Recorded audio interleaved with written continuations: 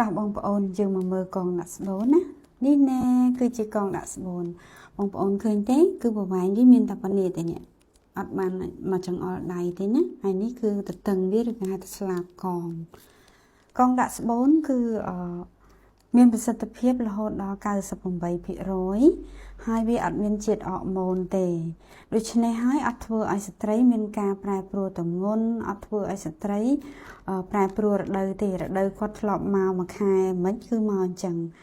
មក3ថ្ងៃគឺអាចឡើង3ថ្ងៃឬ4ថ្ងៃអញ្ចឹងទៅរដូវគាត់ហើយរដូវបើពីមុនរដូវទៀងគឺនៅតែមកទៀងធម្មតាបើពីមុនរដូវមិនទៀងនៅតែមករដូវមិនទៀងធម្មតាដែរដោយសារវាអត់មានជាតិអរម៉ូនហើយបើទោះជាស្ត្រីមានដុំនៅដោះឬក៏ដុំនៅនឹងកពេញដៃស្បូនអីក៏ប្រើបានដែរដោយសារវាអត់មានជាតិអរម៉ូនអត់ប៉ះពាល់ទៅលើដុំទាំងអស់ហ្នឹងទេវាខុសពីថ្នាំក្របពជាកណាតហើយគុណសម្បត្តិរបស់វាគឺដាក់ម្ដងការពារបានរហូតដល់10ឆ្នាំប៉ុន្តែយើងដាក់ឲ្យមួយខែយើងមានអារម្មណ៍ថាมันមានផាសុខភាពអាហ្នឹងក៏យើងអាចពិគ្រោះជាមួយគ្រូពេទ្យដើម្បីដោះចេញវិញដែរដាក់តែ5នាទីដោះតែ5នាទីរួចរាល់ហើយដោយសារតែយើងធ្វើជាមួយគ្រូពេទ្យជំនាញយើងអត់មានការបារម្ភអីទេហើយកងដាក់ស្បូននេះគឺ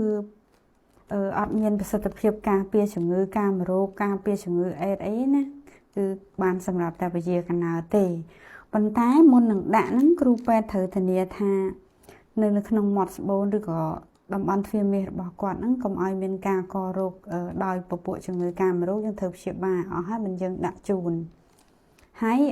យើងត្រូវឆែកអេកូទៀតបើសិនជាមានដុំស្បូនអីគឺយើងអត់ដាក់ជូនទេណាហ្នឹងហើយត្រូវប្រកាសថាគាត់មិនមានផ្ទៃពោះទេបានយើងដាក់ជូនណាជៀសវាងមានផលវិបាកក្រោយពេលដាក់ហើយមួយទៀតនិយាយពីគុណវិបត្តិវិញគឺគាត់ថាពេលដាក់ហើយដំបូងអាចមានអារម្មណ៍ថាឈឺពោះស្ទុំ2 ថ្ងៃដោយសារតែយើងដាក់របស់ថ្មីចូលទៅក្នុងស្បូនប៉ុន្តែបន្ទាប់ពី 4-5 ថ្ងៃទៅអាការៈឈឺនឹងបាត់ទៅវិញហើយយើងអាចធ្វើការធ្ងន់លើកអីវ៉ាន់អីបានធម្មតាប៉ុន្តែមានផលរំខានមួយទៀតជួនកាលពេលយើងរស់នៅមួយគ្នាទៅវាអាចប៉ះជាមួយនឹងខ្សែដូច្នេះនៅពេលដែលដាក់គ្រូពេទ្យនឹងទុកប្រវែងខ្សែត្រឹមតែ2 សង់ទីម៉ែត្រអីទេទៅ2 សង់ទីម៉ែត្រកន្លះអីហ្នឹងល្មមសមរម្យក៏ឲ្យយើងអាចរុញវាចូលទៅចំហៀងកុំឲ្យប៉ះនៅពេលដែលយើងរស់នៅជាមួយគ្នាហ្នឹងហើយបើសិនមានបញ្ហាយើងអាចមកជួបគ្រូពេទ្យដើម្បីគ្រូពេទ្យជួយសេរីឲ្យហើយបន្ទាប់ពីដាក់ហើយគឺយើងត្រូវតាមដាន1ខែក្រោយដាក់3ខែក្រោយដាក់